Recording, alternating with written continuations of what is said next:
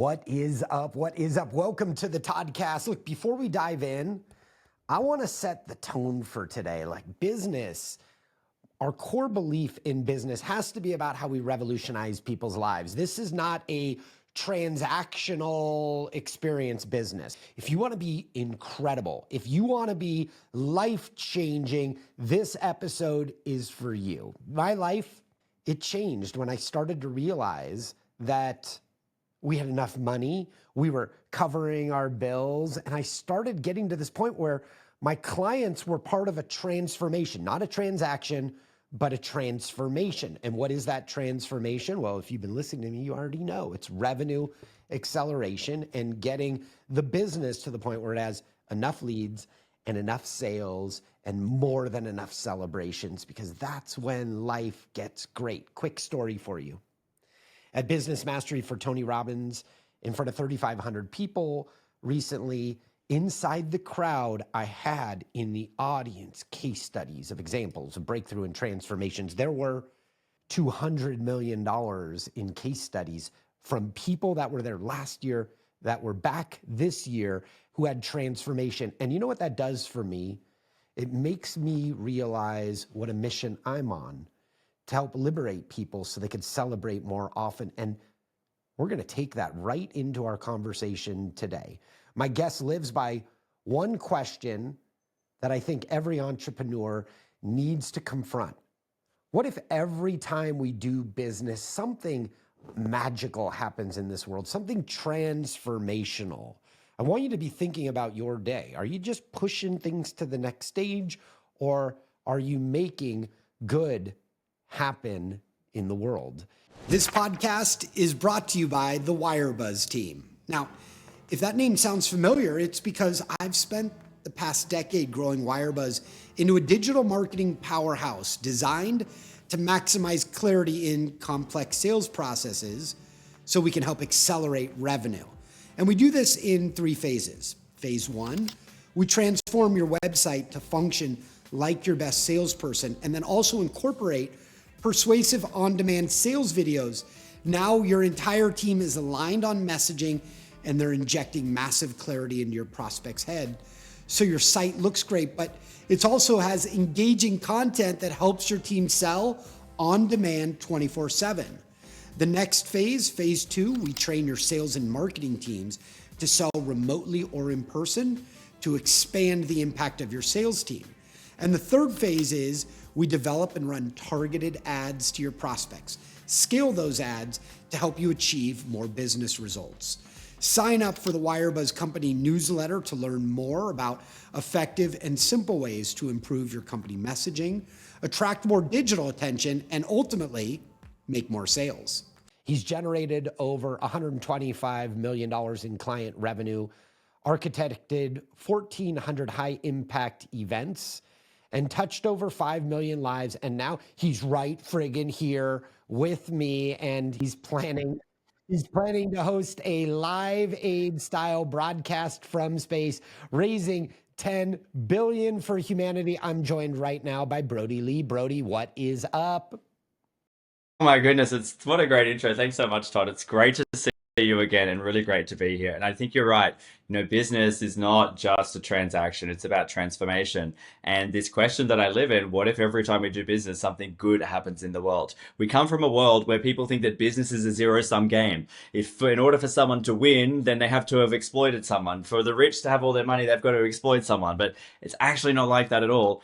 Tony Robbins' Business Mastery, he talks about it being a spiritual game.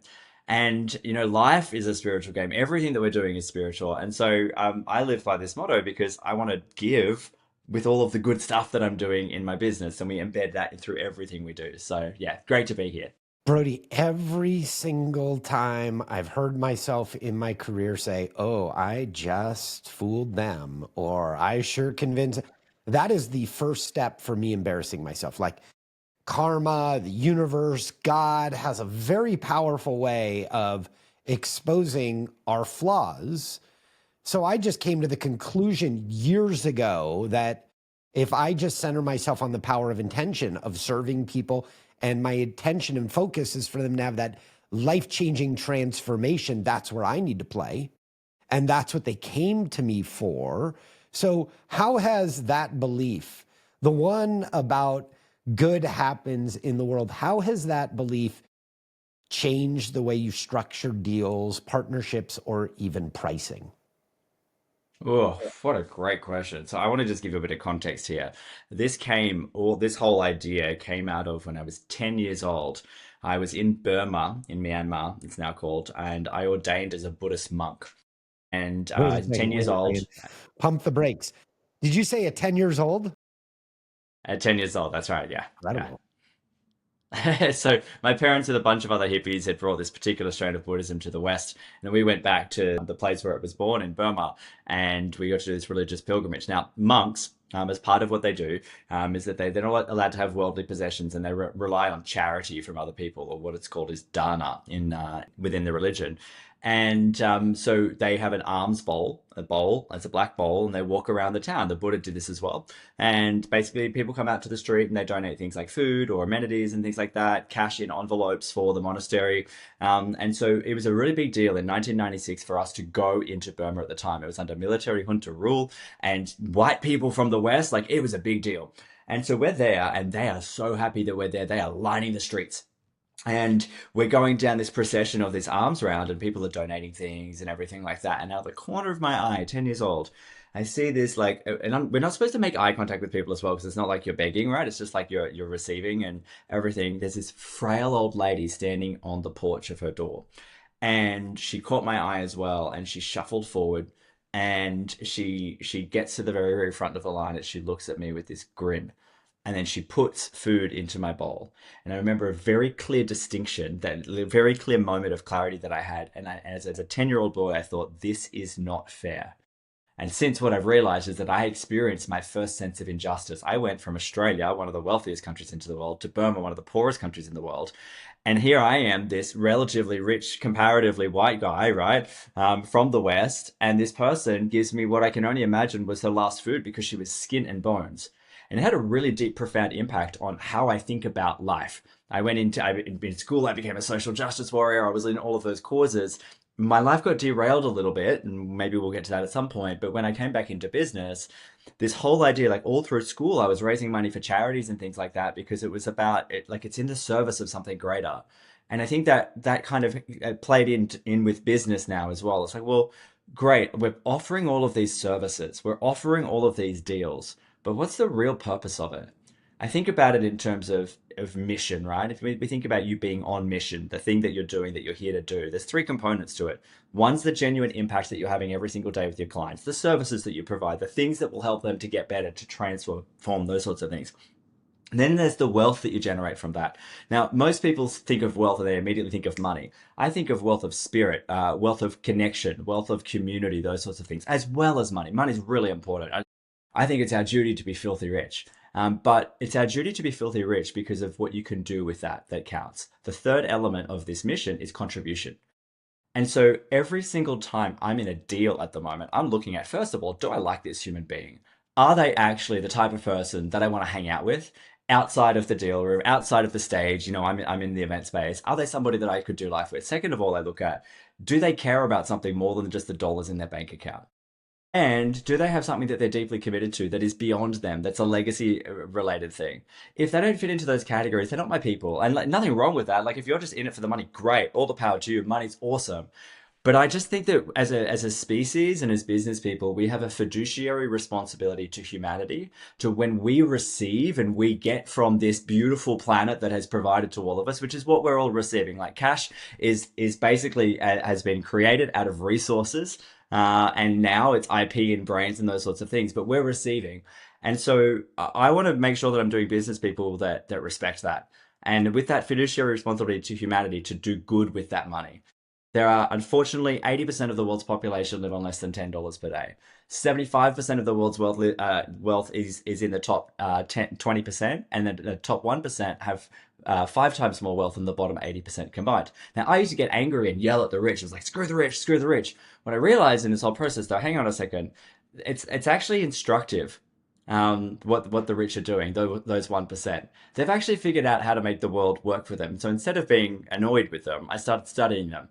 and going, okay, well, if they're not doing what I want them to do, then I'm going to take a leaf out of, I'm going to go and learn from them. I will sell to them, and then I will do what I want to do with that money as well. So that's the kind of mindset that I take into everything I'm doing. Love it. I'm on the other side of the coin. I never get angry at rich people. I've never been hired by a poor person, not a single time. Like the people that hire me, I used to, not right? anymore. I love selling to the 1%. I love hanging around them. But I also notice how the wealthy people are also the ones that are dropping the clues on how to replicate wealth.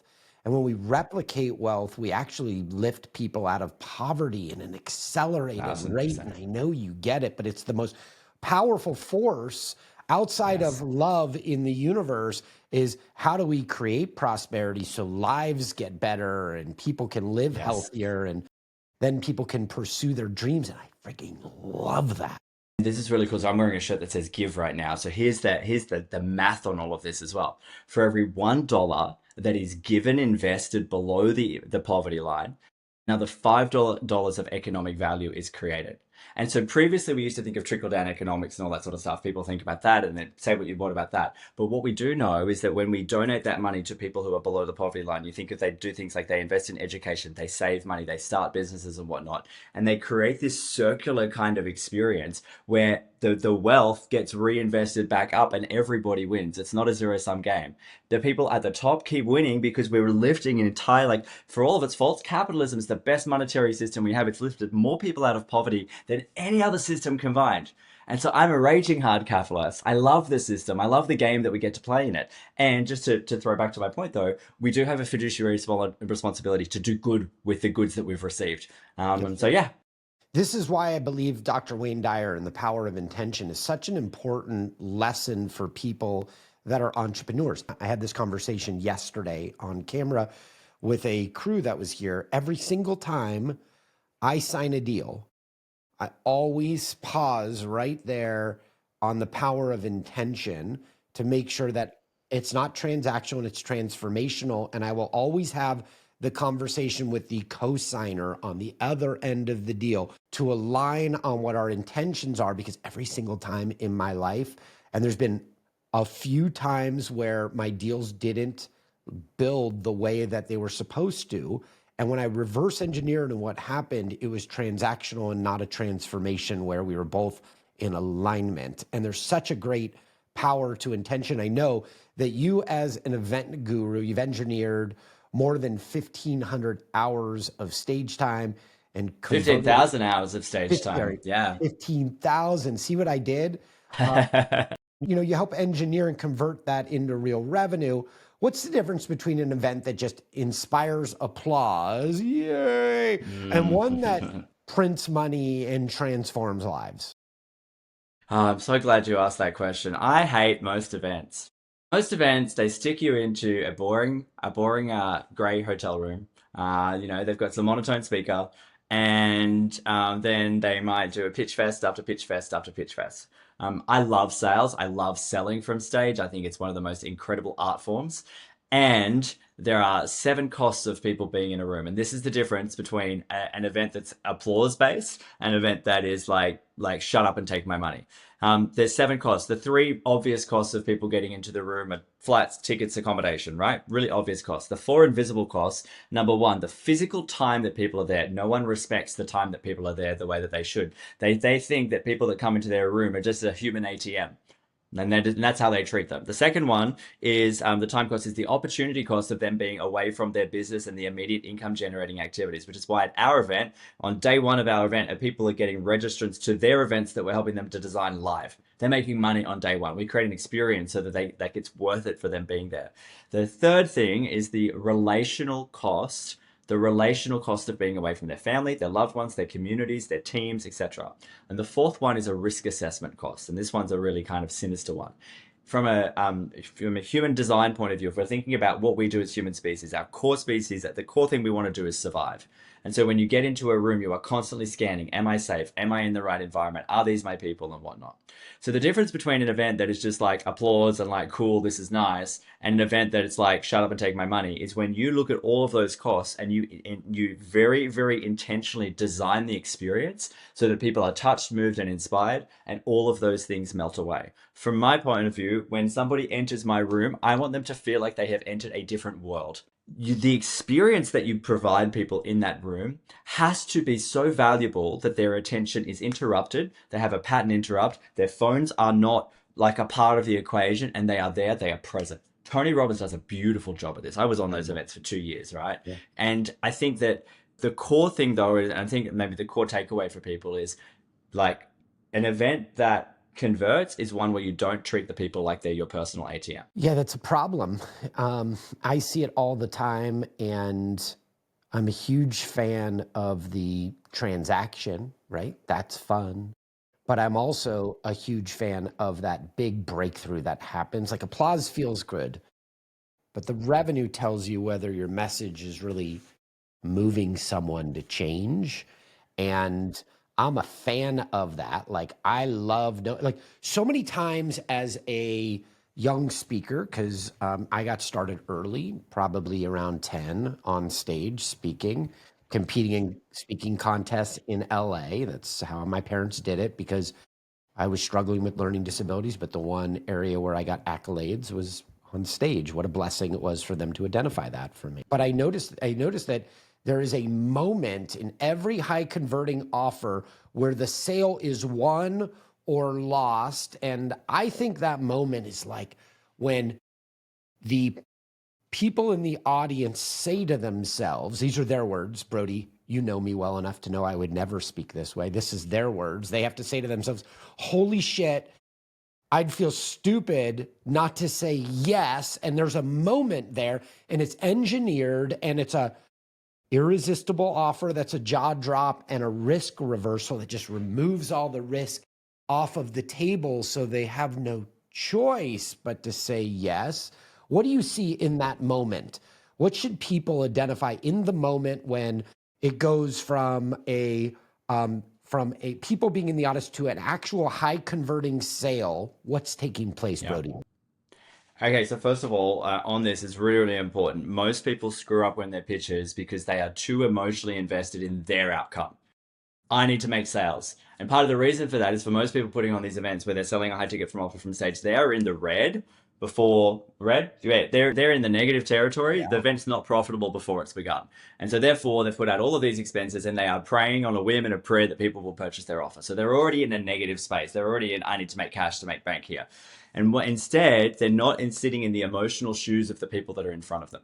When you flip out of your own emotional state and you step into the emotional state of someone else, you understand really, really innately what is going on in their brains.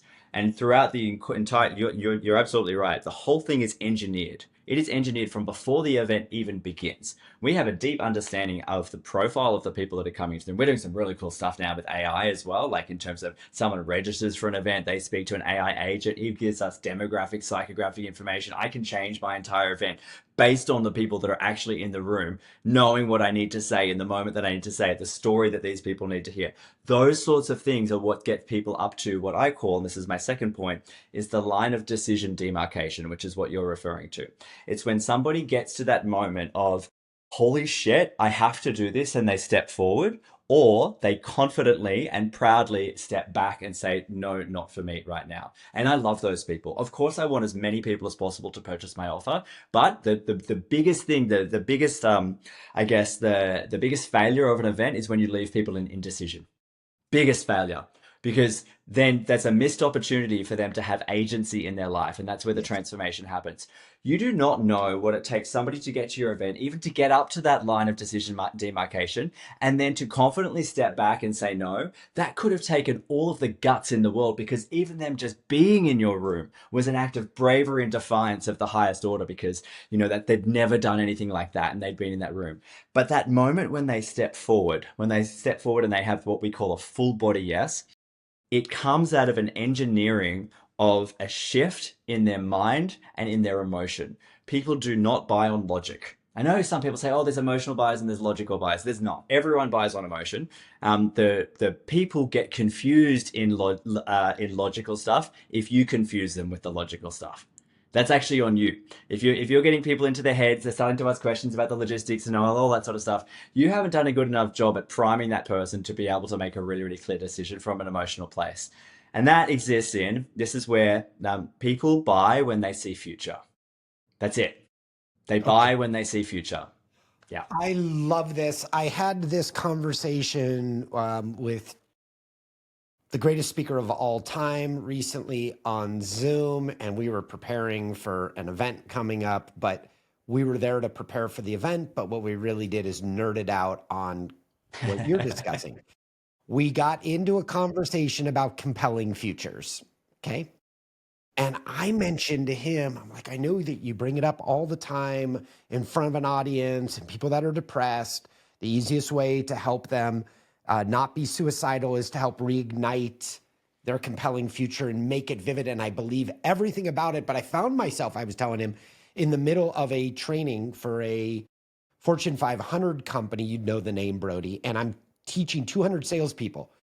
And it clicked on me when I was ad-libbing that where they're missing is sparking the compelling future, brightening up that light of the compelling future in the audience or the person they're selling to. And in doing so, the prospect hasn't seen their life transformed on the other end.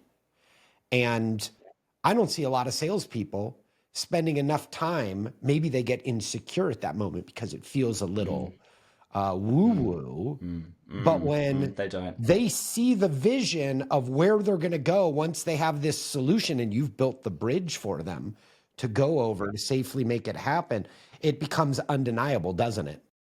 1,000%, 1,000%. And here's what most people make the mistake of doing on stage. They sit and they agitate the pain way too much. It's important. Pain agitation is important. And I don't like to call it agitation. I just like, it's like shining a light on what's wrong. It's like, hey, this is what's messed up in the life at the moment. And you don't want to dig the knife in. That's not the point of all of this. People need awareness. And so there's two things they need awareness of. They need awareness of what's wrong. A lot of people can't even verbalize what's wrong with their lives, their businesses, that sort of stuff. They just know that something isn't right, which is why they're in the room. And then they obviously need the visibility to the future and the awareness of what's going to happen in the future. I do this in the concept of something I call a million-year vision.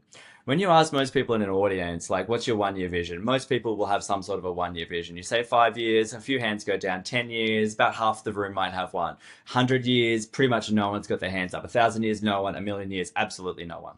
I have a million-year vision. Here's why this is really like this is what makes me unfuckwithable in every single day.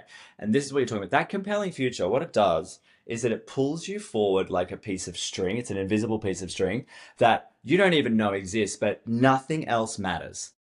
No matter what is happening in your life, this vision is so powerful, it is so big, it is so bright, and it is right there in front of you, even though it's so far away, that no matter what happens, when it's punching you in the face, you're like, just move. And Tony says this, you're like, move, I'll handle it.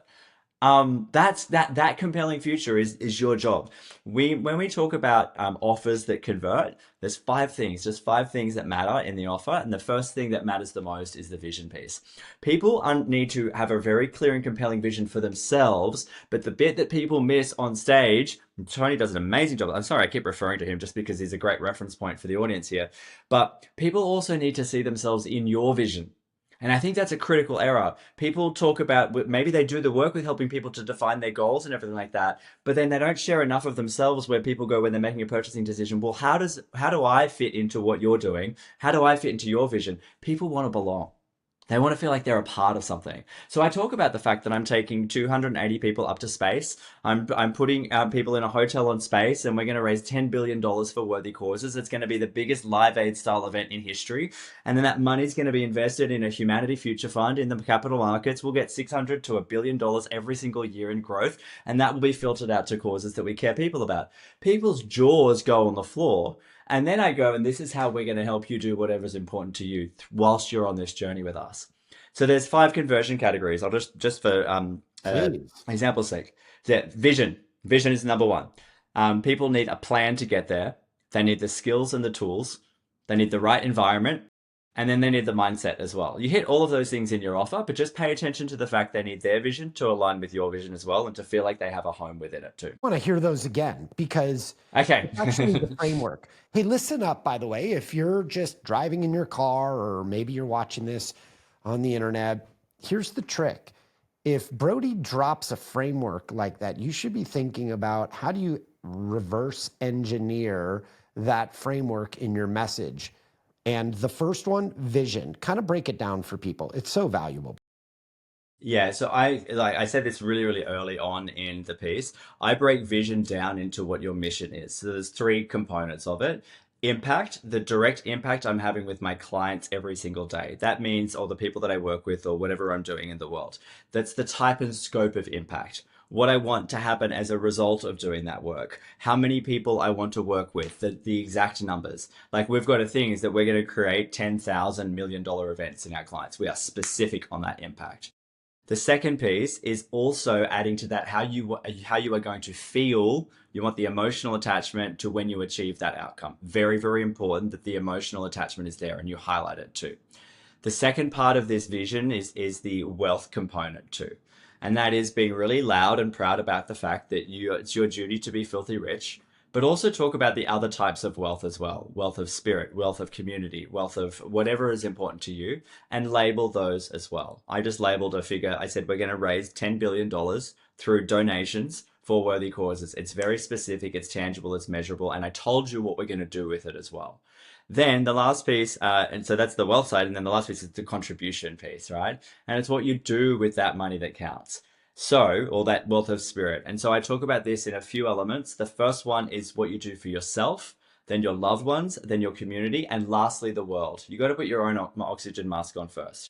Those are the elements that will help you to create a really, really compelling vision that will like make you unfuckwithable. Speaking of unfuckwithable, Brody Lee, you mentioned earlier a million-year vision, and people scoffed probably. Some people thought, well, that's a little ridiculous. Dude saying he's going to go to space. Like, it sounds lofty, but I want you to know that if you're listening right now, I started with in all the slow kid classes, okay? Struggling with learning disabilities, could barely read or write, but I had a vision. Now, this goes in alignment with what Brody was talking about. I had a very clear, crystal clear vision when I was 12 years old, sitting in the back of my grandfather's car, listening to Tony Robbins tapes. And in that vision, which I never told anybody until one day when I got a phone call, but in that vision was me standing on the biggest stage serving people out of the goodness of my heart. There was nothing salesy. It was love and giving back. And so in order for me to live up to that vision, every day I went into repetition and I learned how to read and I learned how to write and I taught myself because I knew I wanted to write and tell the stories that impacted lives, but I stayed to it. And if you're going to have a million-year vision, energize it, bring it to life, but develop yourself at the same time because the universe will support you along the way if you put in the effort and the vision. And I didn't know Tony, but I got a phone call out of the blue to come in and train his companies. And all of a sudden, after I hung up the phone and got to talk with him for the first time, I got emotional because I saw that I had my million-year vision and I pulled that into existence. And if you aren't thinking a million years ahead and then taking that string that Brody talked about and turn that into a bungee cord that's pulling you exactly into the moment, you are missing the forces of the universe that'll guide you to where you friggin' need to go. Brody, Oh you my believe in that? God. You are speaking my language. This is so powerful. So first of all, what an amazing testament to that little boy that had that dream and that vision. And you were right in getting into repetition. That's where it all comes from. I have this statement. You just kind of locked onto it a little bit. The universe doesn't buy what you do, it buys why you do it. So for those of you who scoffed before when I said a million year vision, you're like, oh, ha, ha, Brody's million year vision. Yeah, he talks a big game and everything. Listen up for a second. Because when you ask people, I say, what's your 1 year vision? And they set out to do their 1 year vision. The very next thing that they do in their mind is they start going, okay, cool. Well, how am I going to do it? They start logically trying to put the things in place. And they're like, boom, boom, boom, boom, boom. I'm going to get to work and everything like that. When you say to someone, you need to have a million year vision, the first question that normally comes out of their mouth is, well, why would I do that? And that is the entire point. Why? Because the answer to everything exists in this question of why. Simon Sinek says, people don't buy what you do, they buy why you do it. I've reframed that into the universe doesn't buy what you do, it buys why you do it. I have a slightly similar story, but kind of really interesting to help people out here. Before we get into the plan, which is the next section of those categories, I went to my very first Tony Robbins event. I forget what year it was. It was like 2017, 2018 or something like that. And I had completed a whole bunch of trauma. I like the Dickens process. I was like bawling my eyes out. It was like the weight had been lifted from my shoulders. I experienced joy for the first time since I was 6 years old when I was abused as a child. All of this crazy stuff happened. And in this whole thing that happened, there's a really, really important thing that happened. I decided I was going to make a decision that in order for me to move ahead in my life, I had to forgive my abuser. And now that was wild for me to think of at the time, but I was in this environment, it was safe. And I'm like, you know what? I don't know where you are, but for what you did at that time, like for you to do that to a little boy, you must have been in a serious amount of pain. And for that, I forgive you. And a whoosh came over my body. And what that whoosh was is in the forgiveness of him, I forgave myself for everything that I'd put myself through, all of the drugs, all that sort of stuff. That's And I made liberty, some by the really, way. it That's is, it's freedom. liberty. Yeah. Oh, that's a good way of describing it. I've never thought about it like that. And then so there's a few things that happen in the next few mind moments. So then the next one, I was like, wow, like I experienced this joy. And I was like, if I can get access to this level of joy every single day, I'm never getting put another mind altering substance in my body ever again. It's been 8.5 years since that day. In addition to that, I was like, man, I want every day to feel like this. And the next thing that came out of my mouth was like, no, no, no, I want everyone to feel like this. And I made a decision right then and there that within 1 year, I was going to be on stage with Tony Robbins. Now, here's where the universe, this is where I messed this up. 6 weeks later, I was at UPW in New Jersey, funnily enough, not far from where I am here in New York City right now. I was on stage with Tony Robbins, but I was up there dancing, welcoming him to the stage, and I wasn't specific enough about it, which is why when you talk about your million year vision and all that sort of stuff, you got to put the numbers there, you got to put the timelines in, you got to do it, and you got to speak it into existence. The reason why I'm sharing that I'm doing this $10 billion space thing is because of the doors that it opens up and the people that get brought and attracted into me and things that are happening for me at the moment I would never have dreamed of. I've got an introduction recently to the guy that manages the purse strings of the 1% of the 1% and all of their home offices because I told somebody at a lunch one day that this is the thing that I'm doing. Me, who 8 years ago woke up from a massive drug overdose that should have killed him, I should not be at that table, but because I have a vision, the doors are opening up for me. And so, yes, I make no apologies for the million year vision. And if anyone's still scoffing, I challenge you. I challenge you to go out there and just look at what if I had one? All What right, would that look like? for all the scoffers out there, Brody Lee, how do we plan? Let's get to the next step. Yeah. Yeah, you got to just have a plan to follow. And this is where, um, like, we're good as human beings and we can figure stuff out, but I don't want to figure things out on my own. I don't want to go to school either. I'm a four-time uni dropout. I want to compress knowledge and learn from really, really smart people. And so, if the thing that you want to do has not been done yet, find the person that's done the closest thing to it and learn from them. Find people from different industries and learn from them. Find people from things that don't even relate to it and have a look at what you can learn from those people. And there is gifts in every single industry that you can apply to the thing that you're doing. There is usually a roadmap and a plan for everything that you want to do. It's already been done. We went to the moon. Like we went to the moon. And Brody Lee, this is why I celebrate wealthy people. You know, Yeah. when I started one of my Hmm. businesses, I had a friend that was crushing it in that business. And we were just new friends. We had dinner together. And then they said to me, "Hey, by the way, if you ever need some guidance on this new business, don't hesitate to reach out." So I took them up on it. Next thing I knew, they laid out the plan. Then I executed the plan. And along the way, I ran into pitfalls over a couple of years. And I'd reach back to them and then they'd guide me one more time and I'd make the incremental adjustment until eventually the entire heavens opened up and revenue started flowing. And when I think of this person, like, I can't rave about them enough because they gave back by giving into me.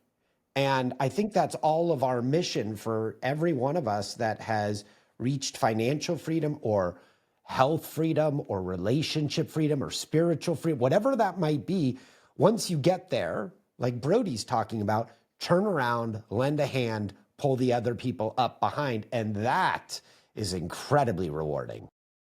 1,000%. And I actually have a really good example of this from my life. I was in a mastermind a few years ago, and after a year or so in the mastermind, or 2 years or whatever, I went through a really rough patch. Personally, I went through a rough patch in the business, and things were not looking good. I'd lost the things that were working. The leads were not coming in, the sales were dropping. I was looking at having to lay off people. I was in crisis. And I got some very, very good coaching. And they said, go to a couple of people in the group here that you've got relationships Yes, with and sir. say, hey, this is what I've got going on at the moment. You are my perfect ideal client. Do you know people that are like you that should be in my world? This is everything that's going on. This really has such a vivid memory. One of the people, they said to me, Brody, I will do absolutely anything that you need.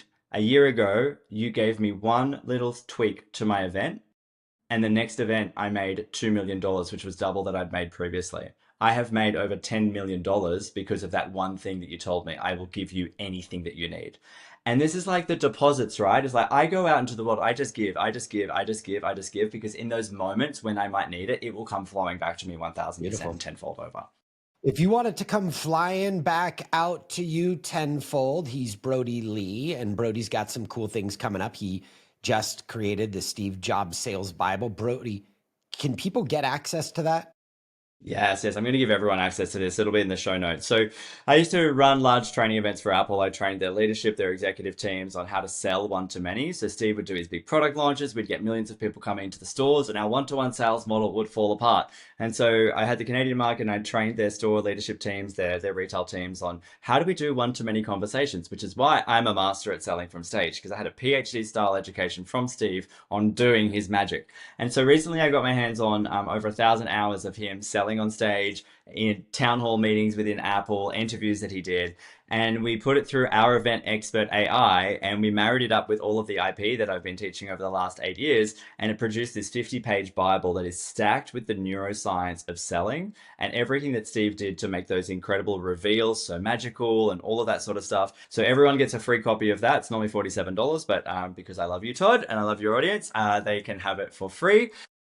Okay, so we're doing the launch in December. So I've done something crazy. I was recently at an event, and I was listening to a speaker. It wasn't the speaker that did this. I was just in there, and I started shaking, I started sweating, and I was like, I need to get out of this room right now. And so I bolted up to my hotel room. I sat down. I was sweating, and then I got out. You know those notepads that no one ever actually uses in the hotel room? Well, I made really good Yes. use of this notepad this day. I moved to the US 18 months ago, and on this notepad is this little one right here. I said, new country, no following, no list, no money down. 1,000 tickets, 100 days. I've got 100 days from now, from at that point, it was in August, to sell $1 million in sponsorship to my event. And from December 9 through until March 18, before the event, which is on 19th to 21st, I have 100 days to sell 1,000 tickets to this event. And I'm not going to use my email list. I'm going to start a new social media account to do this, and I'm not going to put any of my own personal cash down. And I'm going to document the whole process and put it out live so that people can see that you can create something from nothing, leveraging relationships, leveraging your own ingenuity, Yeah. all that sort of thing. It's a Yep. documentary. You should be filming that. And I've where got 3 cameras going on this right now for exactly that purpose. where can people find um, you? Yeah, yeah. So look, go to my new social media account. There's very few followers on there right now. Brody Lee Live. Brody Lee Live on Instagram. You can find me there. We're starting the documentation in about a month or two. You'll see everything we're building, and you can come to this 3-day event. Man, at this 3-day event, you're going to launch your marketing to your event on day one and sell tickets while you're live in the room. On day two, you'll design your event from top to bottom, and on day three, you'll learn how to sell from stage like a pro, and you will walk away with an event shipped and ready to go to market. Incredible. Way to serve, way to add massive value. Listen up, everybody. He's Brody Lee. Make sure you follow him. Brody, thank you so much for being on the Toddcast. Thank you so much as well. Just one last thing as well. We're also going to we set a new Guinness World Record of the most number of days of clean drinking water donated at a single business event. And it's going to be triggered by the audience. We're going to have a counter on screen and we're going to hit 1 million days. I'm going to have adjudicators from the Guinness World Record there as well. So please, I would love for you to join us. Brody, so cool. Always nice chatting with you. Look forward to our next conversation. Best of luck on that 1,000,000-year vision. I look forward to watching you accomplish it. Thanks so much for having me. Yo, that was a powerful episode. And from what we just learned, it should be obvious how you can now implement these lessons in your life to get to the next level. Now, before you bounce, I just have 3 quick thoughts. First, thank you for taking me on your incredible life journey. Second, if you receive some value from me and you want to pay it forward, it would mean the world to me if you left an honest rating and review at Apple Podcasts, Spotify, or wherever you listen. I'd be incredibly grateful. And lastly, if you share this episode, whether it be a screenshot or a photo from where you're listening, anything via Instagram stories or LinkedIn, Facebook, or any of the social media sites, just tag me and the guest. I'll repost your content and I'll reply back in the comments because I love mixing it up. In fact, I'd love to share your shout outs in my feed too. Not only are these shout outs really good for you and for me, but they also help us book more amazing guests because they'll be able to see the reach that you're helping to cultivate. This is a way for you to help contribute to the show. So thank you again for listening, and I look forward to earning a regular spot inside that ear of yours. Let's grow.